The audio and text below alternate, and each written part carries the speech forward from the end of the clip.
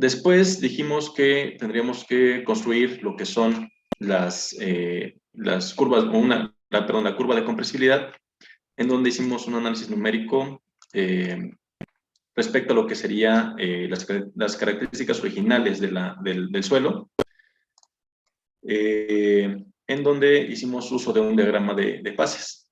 Entonces, aquí acuérdense que tenemos del lado izquierdo, tenemos nuestros volúmenes que vamos a manejar en centímetros cúbicos, y aquí del lado derecho nuestros pesos en gramos.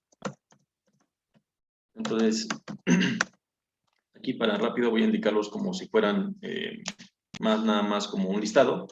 Tendría volumen de muestra,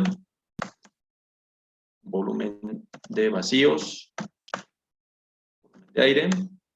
Acuérdense que dijimos que hay ciertas condiciones que tenemos que identificar del fenómeno de consolidación, que son para suelos totalmente saturados, donde ya dijimos que en algunos casos puede haber una cierta cantidad de aire en la masa de suelo, en este caso de la muestra, pero el valor de lo que es la saturación estaría muy, muy cercano al 100%. Del lado derecho tendríamos entonces perdón, este sería volumen de muestra. Volumen de muestra, tendríamos peso de muestra, peso de agua y peso de sólidos. Acuérdense, todo estamos manejándolo en unidades de centímetros cúbicos los volúmenes y pesos en gramos. Bien, recordando, dijimos que el suelo se confina o se forma, más bien se labra de tal forma de que el suelo queda al interior de un anillo de acero. Entonces, la muestra original toma una forma cilíndrica con un diámetro que tendría 8 centímetros 8 centímetros de diámetro y un espesor de 2 centímetros. Entonces dijimos que si conozco el diámetro del anillo, que en este caso son 8 centímetros, el área también la podríamos conocer, serían centímetros cuadrados, y sería calculado como, y el volumen, que sería el volumen de mi muestra, en centímetros cúbicos, entonces sería el área por su altura. Entonces, el volumen de mi muestra original tendría un valor de 100.53 centímetros cúbicos. De ahí hicimos ciertas consideraciones. Originalmente, antes de ser cargada mi muestra, también tengo un peso de muestra, donde dijimos que sería el peso original, el peso de anillo más suelo húmedo, antes de la prueba, antes de ser cargado, menos el peso del anillo. Ok, entonces ya conocemos este valor y este valor. Después, ¿qué vamos a obtener? Una vez que se va ejecutando el ensayo, al final la muestra se descarga al sistema, se pone en una cápsula de porcelana, se coloca el anillo con la muestra húmeda al interior y se seca al horno. Y obtenemos este dato, que es peso de anillo más suelo seco o solamente con la fase sólida. Aquí estoy indicando el peso de los sólidos, pero aquí lo vuelvo a indicar. Sería el peso de anillo más muestra seca o suelo seco, menos el peso del anillo. Ok, 56.23 gramos. Y por lo tanto, si esto es el peso de mi muestra antes de recargado, donde tengo fase sólida y fase de agua, y aquí nada más tengo el peso de la fase sólida, entonces, a diferencia de estos dos valores, me daría el peso del agua. El volumen de vacíos, déjenme desglosarlo. No, aquí lo tengo. Aquí directamente, el volumen de vacíos, pero el volumen de agua sería igual al peso del agua. Acuérdense que cuando marcamos el sistema CGS, podemos conocer directamente el volumen de agua si conozco el peso del agua. Y el volumen de sólidos sería calculado como Aquí lo voy a, porque ya lo había indicado, pero lo pongo de todos modos. Si la ecuación de densidad de sólidos es peso de sólidos entre volumen sólidos por gamma subíndice 0, o gamma prima 0, para hacer referencia a lo que vemos en clase. Entonces, volumen de sólidos es igual a peso de sólidos dividido entre SS, que multiplica a gamma prima 0. Ok, entonces eso se va a calcular como el peso de los sólidos entre, bueno, aquí vale 1 para este sistema, entre SS. Ahí está. 22.23 centímetros cúbicos. 24. Ok, por lo tanto, el volumen de vacíos es la suma de este más este. Ahí está. Y de aquí dijimos que podíamos obtener características adicionales. Una de ellas, y que les dije la más importante porque es la que vamos a ocupar para hacer la interpretación o la construcción de la gráfica de compresibilidad, es la E, que sería el volumen de vacíos entre volumen de sólidos. Y ya sabemos que es un valor dimensional.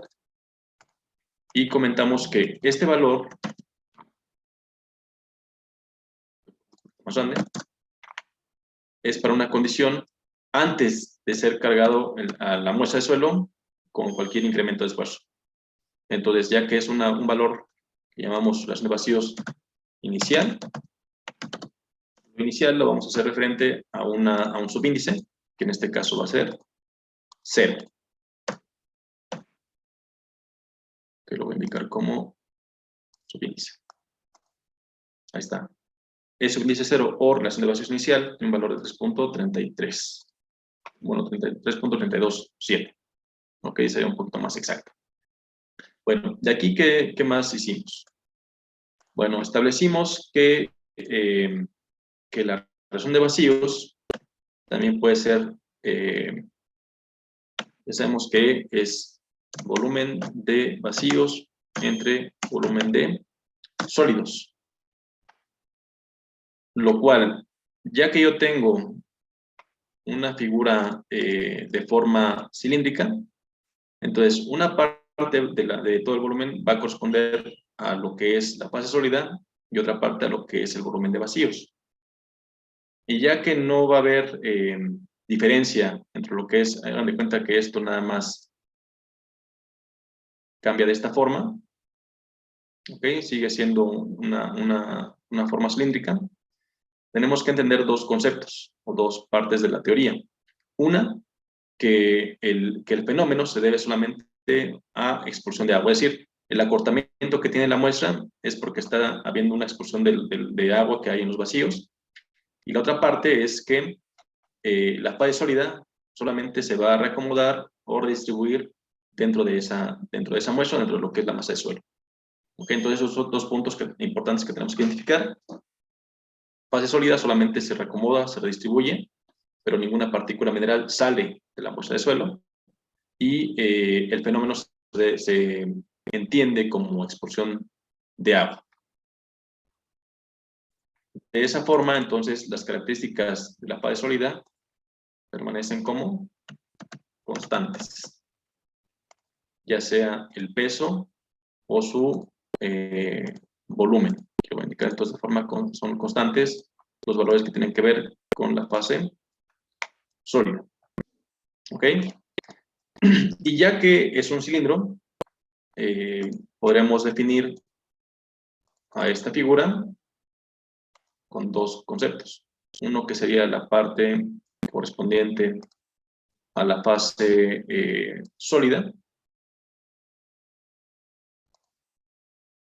en color negro, una revista aquí, que sería de color azul, ¿no? Sí. Entonces, fase sólida, fase de agua. Entonces, mi muestra original, que es aquí donde tengo mezclado sólidos y agua, Lo tengo aquí, ya por fases, sólidos y agua. Entonces, lo que está sucediendo, de acuerdo al principio de la hipótesis de Terzaghi, pues es que esto empieza a tener una reducción de esta forma. ¿Ok? Y nada más la fase sólida tiene una distribución en lo que es la muestra original. Entonces tenemos un volumen de sólidos que es un cilindro y un volumen de agua que también es un cilindro. Entonces, el volumen de agua, o al menos lo que corresponde a la fase de vacíos, sería un cilindro que tendría un área constante, que es la misma que tengo para la muestra original. Y también lo que corresponde a lo que es la fase de sólidos, tendría un cilindro que tiene una misma área, que es el área del círculo que tengo en la muestra original. ¿Ok? Entonces, el volumen, perdón, la relación de vacíos, que es volumen de vacíos entre volumen de sólidos, dijimos también puede ser calculado como un área por una altura de vacíos dividido entre un área por una altura de sólidos. En este caso, el área entre lo que es el cilindro de agua y el cilindro de sólidos es lo mismo, y por lo tanto la relación de vacíos puede ser calculada como solamente la altura de vacíos entre la altura de sólidos. Ahora, ¿cómo definimos la altura de sólidos? Bueno, pues si ya conozco que, bueno, aquí el volumen de sólidos, entonces sería calculado de la siguiente forma. Área por altura de sólidos. Por lo tanto, la altura de sólidos se calcula como el volumen de sólidos dividido entre el área. Eso ya lo hicimos en clase. Altura de sólidos se va en centímetros. Se va a calcular como el volumen de sólidos, que lo tengo aquí, entre el área, que la tengo acá. Ahí está. 0.46 centímetros. Ok, entonces, ya sea entonces como identificado como volumen de sólidos, que en este caso son 23.24, y su peso sólido es 56.23, teóricamente durante toda la ejecución del ensayo, siempre tendríamos ese peso de sólidos y ese volumen de sólidos. Por lo tanto, también tendríamos de manera permanente o constante para ese ensayo que la altura de sólidos es de 0.46 centímetros. ¿Sí me explican? Sí, profe. Ok, y ya que mi muestra originalmente tiene una altura de 2 centímetros,